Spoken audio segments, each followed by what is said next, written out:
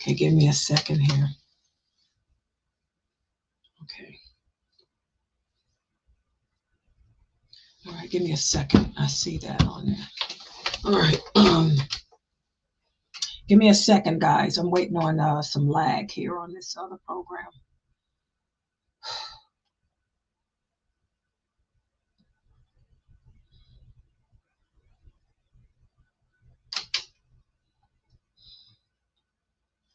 I'm going to have to figure out what's going on with this Rumble. Okay, but I'll figure it out. It's just these streaming programs, they are constantly changing things. But I see it there. Okay. Ina alhamdulillah wa salat wa salam ala wa rasulullah. I apologize for being late. I was on time, really. It's just that there's some issue with Rumble. I was trying to set it up, and it wasn't really me. That server is pretty loggy. I don't know what's going on with it. But anyway, I want to welcome everybody to our series on the sacred abode. This is our series wherein we speak about how to establish the Muslim home. We talk about marriage a lot as Muslims, and getting married is easy. It really is. Getting married is easy. That's the easy thing.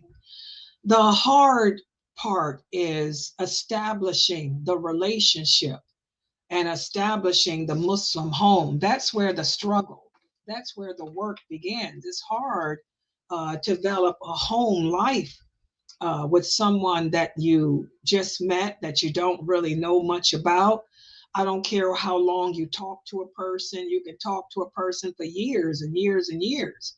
You can study a person's character. You can study a person's behavior for years and years and years, but you're never going to know that person until you actually live with him or live with her. Then you have to try to get to know that person and understand that person. And in order to do that, this requires certain characteristics that many of us have to develop. And one of them is empathy, empathy, empathy. And another is sympathy. And there's a difference between empathy and sympathy. You know, empathy is something that's a little bit harder for us to do, because empathy is something that we don't talk about much. We don't hear about much. And the last time we met in this class, we spoke about the difference between empathy and sympathy and the importance of each. And I'm going to start this class off today with a quiz on the difference between empathy and sympathy. We spoke about it in this class, and also we spoke about it in our Aqidah class, because again, our Prophet Muhammad sallallahu alaihi wasallam taught us about empathy too. So tonight we're going to be focusing in on how to implement empathy within the family unit.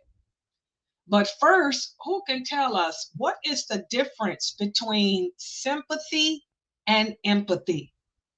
Who can explain what's the difference? What is the difference between empathy and sympathy? Who can tell us? What's the difference between these two emotions? What's the difference between empathy and sympathy? Anyone, go ahead.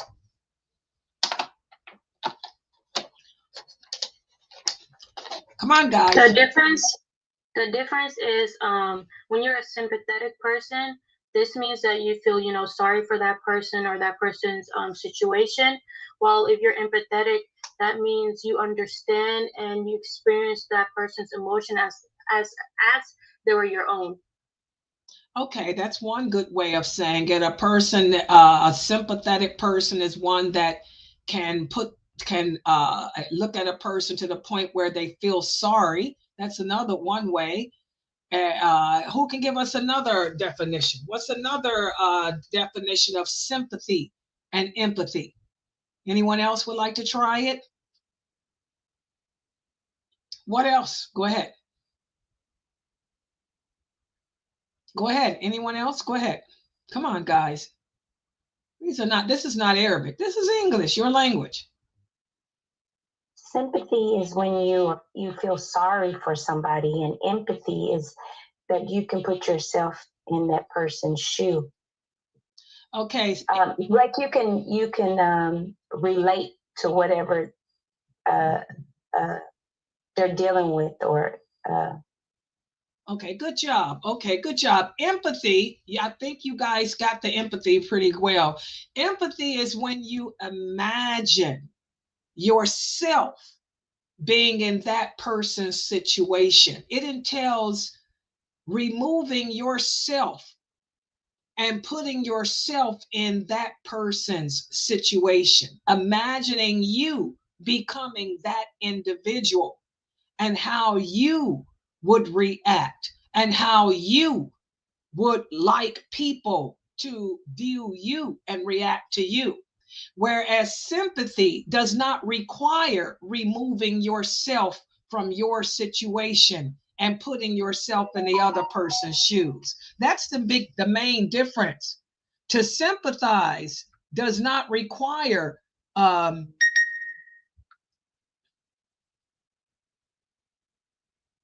okay, hold on. Sympathy does not require putting myself in the other person's shoes. All it requires is, imagining how I would feel if it were me. Okay? That's the difference. Whereas with empathy, I'm going to put myself in that person's shoes and imagine it being me. That's the main difference. Good job. What about this? What I'm going to do is give us different scenarios and tell me which scenario requires empathy and which requires sympathy. Now, we can say that these situations can require both. But which of these situations require more of one? Let's look at the first situation. You are a counselor and you are dealing with a client. You are counseling a rape victim, for example.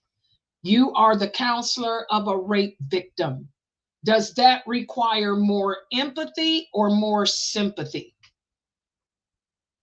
You are the counselor of a rape victim. Does that require more empathy or sympathy? What do you guys think?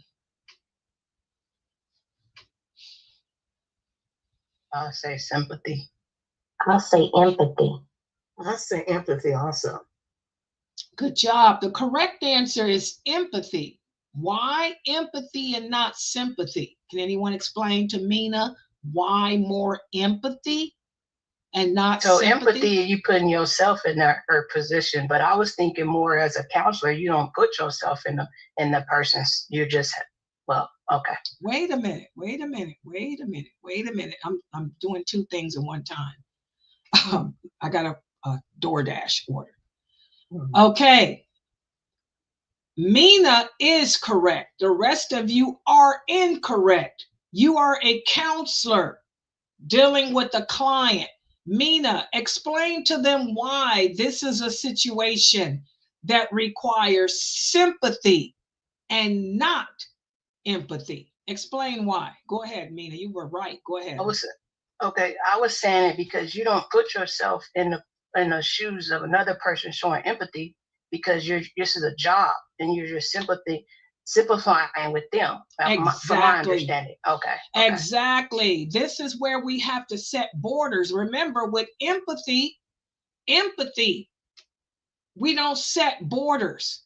Empathy, I'm going to put myself in this person's shoes and imagine it being me. Imagine it being me, how I would react and how I'd want others to treat me. This, are no borderies attached here. This is how I got distracted. Boy, they distract me. Okay. She didn't have one of my orders. Okay, this is how I get distracted. Okay, no borders with empathy. But now this is a job. I am a counselor. I'm going to have to deal with this rape victim. but I cannot transgress the limits. I have to deal with this rape victim on a professional level so I can sympathize for her. I can pity her. I can feel bad for her. And as a result of that, get her the help that she needs without transgressing the limits as a counselor, without transgressing the law, without attaching myself too much to her. Good job, Mina. I'm proud of you. Does everybody understand that? Do you guys get it? I know this is hard. I know this is hard. Yeah, we got. Because that's the difference with empathy. We show empathy, as we talked about in our classes on allegiance. Empathy is also shown to those who you have allegiance to. El wala. El wala. Remember we talked about this in our Aqidah class? We show empathy towards other Muslims, not sympathy. We're not supposed to show sympathy towards the Palestinians because sympathy will cause us, that's one of the dangers of sympathy. Sympathy can cause us to transgress the limits if it's not balanced. So as Muslims, our empathy is shown towards each other. We put ourselves in the shoes of each other and treat each other the way we want to be treated. Do unto your brothers what you want done to you. But do we take that approach to a non-Muslim? No. Do we take that approach in a business setting? No. In a business setting, that's where my sympathy comes in. In a business setting or dealing with non-Muslims, that's where my sympathy comes in. So Mina, you remember that class, didn't you? You remember that class of allegiance. This is why I'm telling you guys that all the dots connect in Islam. That's why I'm telling you, you guys have to attend all my classes because all my classes connect together. Tawheed, tafsir, establishing the home. This is your life coach. The Prophet Muhammad is your life coach. Okay, it all connects. All right, empathy towards each other. Empathy towards the family, empathy towards all that is close and personal towards us, empathy towards everyone and everything that's close and personal, sympathy towards the debt which is distance. Whatever is supposed to be from a distance, remember I taught you guys that? How many of you wrote that down? I told you to write it down. If it's supposed to be distance, that's where our sympathy comes in. If it's supposed to be close to us, that's where our empathy comes in. You remember now, Laila? Were you here for that class? Yes, now, yes, this makes sense now. Yes. Okay, if it's close, I told y'all the shortcut. When I learned this stuff from Abu Atayib, my teacher, 25, 30 years ago, he made it quick and easy. Laila, if it's close, empathy. If it's supposed to be distant, sympathy. That never, that's how it all made sense. It clicked in. So you are a counselor dealing with a client. As he told me, you are dealing with a patient, Laila. You're dealing with a developmentally disabled client. Sympathy. You sympathize, not empathize. Okay? What about this, guys? You are a parent listening to your child. You're trying to get through and understand what your child is trying to explain to you. Does this require empathy or sympathy? Now, again, both can be used in a lot of these cases, but which one more than the other? When, as a parent dealing with a child, you're listening to your child explain something to you, is it empathy or sympathy? That's empathy. Good job. This Empathy. is empathy, Fatima. You got it wrong, Fatima. This is empathy. Why is this empathy? Who can tell us why it's empathy? It's close to us. Yeah, it's close, number one. But number two, because this entails putting yourself in that person's shoes so you can better understand and you can better treat This is wanting for your brother in Islam what you want for yourself. Your child is also your brother in Islam. This is something close to you. When it's something close, we're going to empathize. And I want you all to remember this as parents. If it's close to you, empathy. That's the shortcut. But also because this requires not feeling sorry. You don't want to feel sorry. Like yesterday, the answer we got about the pregnant girl. Why was Lucy's answer wrong? Lucy's answer was feeling sorry. We don't feel sorry. We don't sympathize. Your daughter comes home pregnant. You don't sympathize for her. You can empathize for her, but if she tells you she don't care, you Muslim, and she ain't, it ain't about that. You get out of my house. That's where we draw the line. Empathy allows you to make better choices, better decisions. I empathize for you. And because I got myself in your situation, I can put myself in your shoes. I imagine how I would feel if I didn't believe in Allah. I wouldn't care to hear my answer either. I would think that I knew it all too. So I'm going to get out of this house. I'm going to go live here with my man. So I'm going to bounce and take my bastard child with me. That's what it is. The truth is a bitter pill to swallow. But that's what it is. It's a child born out of wedlock. The child will be named after me. It will not have the father's name. The child has no rights to inheritance either. And I brought this on my child. I have to bear this sin. Oh yeah, that's Islam. The truth is a bitter pill to swallow. It sounds rough, but I didn't make this law. Allah made it. Don't blame Laila, blame Allah. Blame yourself for putting your child in that predicament. Okay? Empathy, not sympathy. What about this? You are a husband, you're newly married, and you're trying to deal or address your wife. Does this require sympathy or empathy? Empathy. Exactly. Once again, do you feel sorry for your wife? No. Don't no woman want no man feeling sorry for her. I want you to pretend that you me. I want you to put yourself in my shoes. Imagine yourself as being me. How can we grow together unless I imagine how you would feel? Unless you imagine how I would feel? Unless I imagine how you would react? Unless you imagine how I would react? We don't want pity. We don't want that. We want empathy. Empathy is what leads to change. Okay, and we're close. We're supposed to have walad, allegiance to each other, not distance. And the last one, you hear about the struggles of the Muslims around the world. Does this require more empathy or more sympathy? Of course, both, but which one more? More of which? It'll be empathy, more empathy. Exactly, both, but more empathy than anything.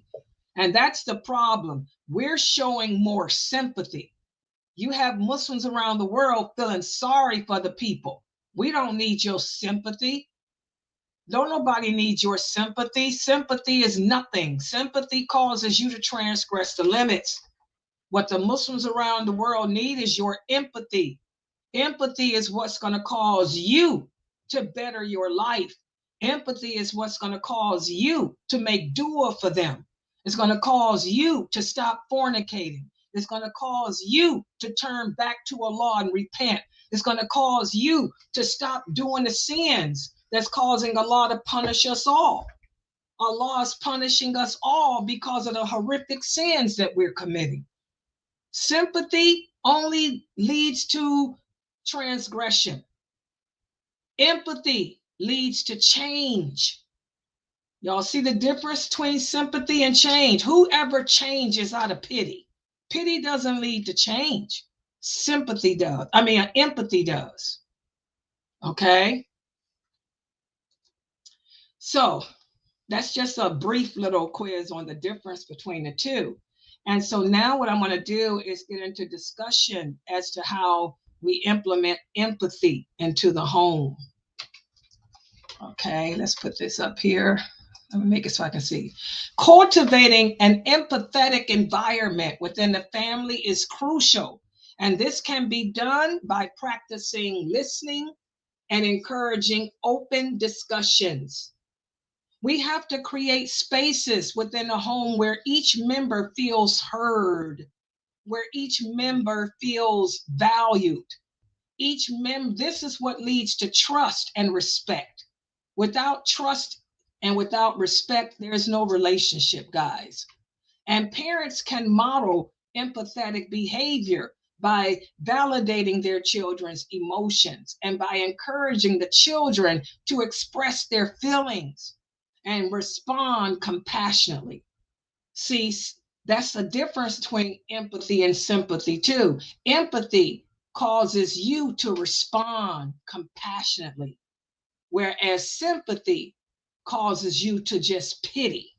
You don't want to pity someone, okay? We have a hadith whereas the Prophet sallallahu alaihi wasallam said, the best of you are those who are best to your family, and I am the best amongst you to my family. Again, the best role model for the Muslim is the Prophet Muhammad sallallahu alaihi wasallam. The life coach for the Muslim is our Prophet Muhammad sallallahu alaihi wasallam. He taught us how to be a good listener. He taught us how to be a good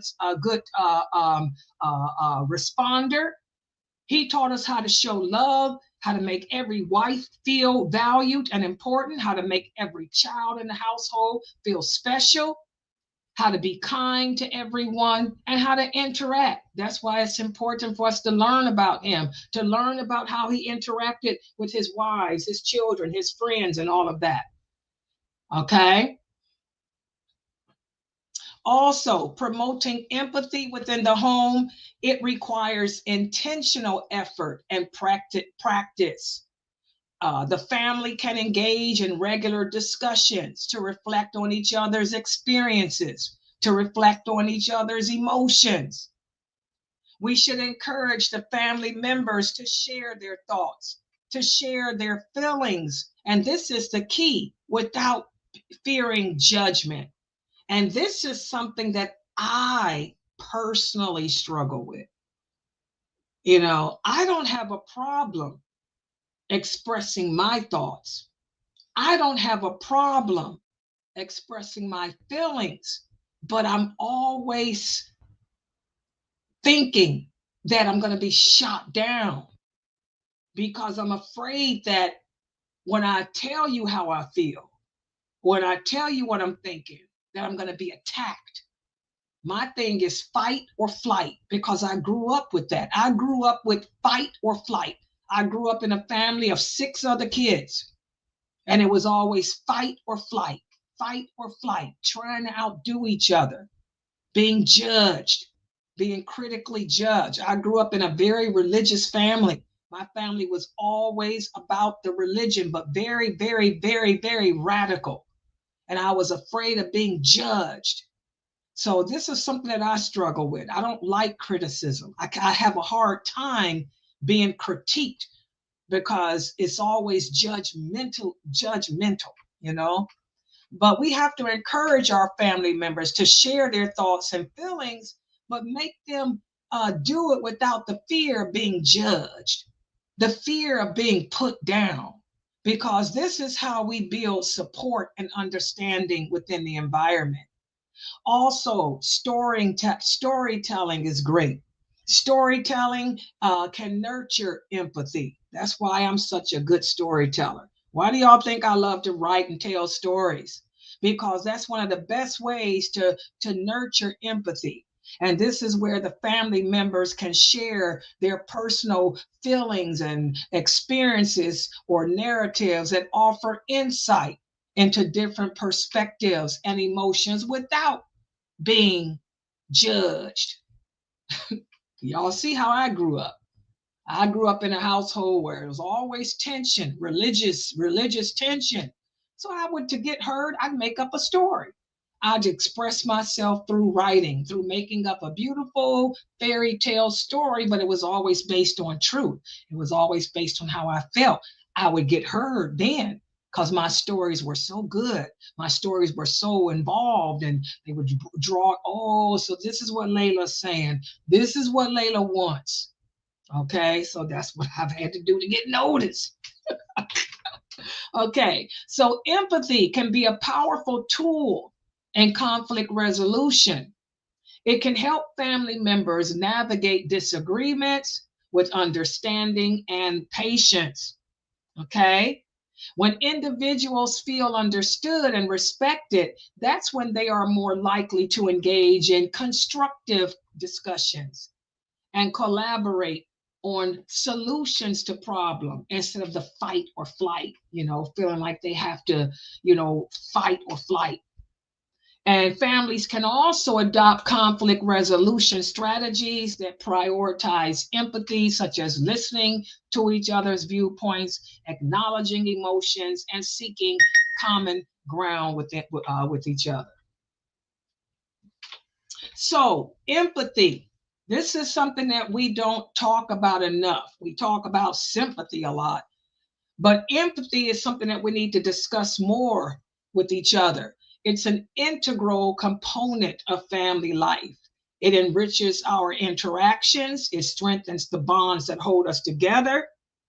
And by embracing it, we not only adhere to the moral and ethical guidelines that outline Islam, but it also enhances our home's well-being and harmony. It brings about closeness between husband and wife. It brings about closeness between siblings. It makes the family unit more cohesive, guys. If we just take the time to put ourselves in the shoes of the other person, okay? So I want all of us to work more on making our homes more sacred by being more empathetic. We should strive to embody the principles of empathy and, again, incorporate the principles of allegiance and disassociation within the home. Understand that first and foremost, guys, what brings us all together is our love for and our belief in Allah. That's number one. And then the simple fact that we are bonded together by blood, that should also be the motivating factor, that unites us together as a family. And then we should work and strive hard, to live together in the peace and the harmony that Allah created us to live together in, and implement empathy within the home with each other. And then we'll be able to implement it outside the home with the rest of our brothers and sisters in faith. So I'm going to stop right here. Subhanakallahumma wa bihamdika ashhadu an la ilaha illa anta astaghfiruka wa atubu ilaik. Are there any questions or comments? Any questions or comments? Yeah, that's the key that I use, empathy for that which is close, sympathy for that which is supposed to be distant. That's how you remember. All right. Yes, tomorrow we have my two classes, the 6:31 on the Tawheed, and then the what is it? I don't know. It's a Hadith class tomorrow. Hadith class at 9:30. Yeah. Please, guys, support this Dawah effort. We haven't been getting that many donations. We need some donations, guys. You don't want to log in here and the website's down. I'm already having a problem with this. Let me see if it's still on. Rumble.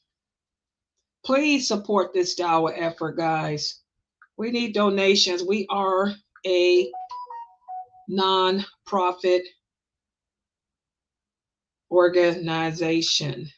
Please support us. Okay, I'm going to log out for tonight.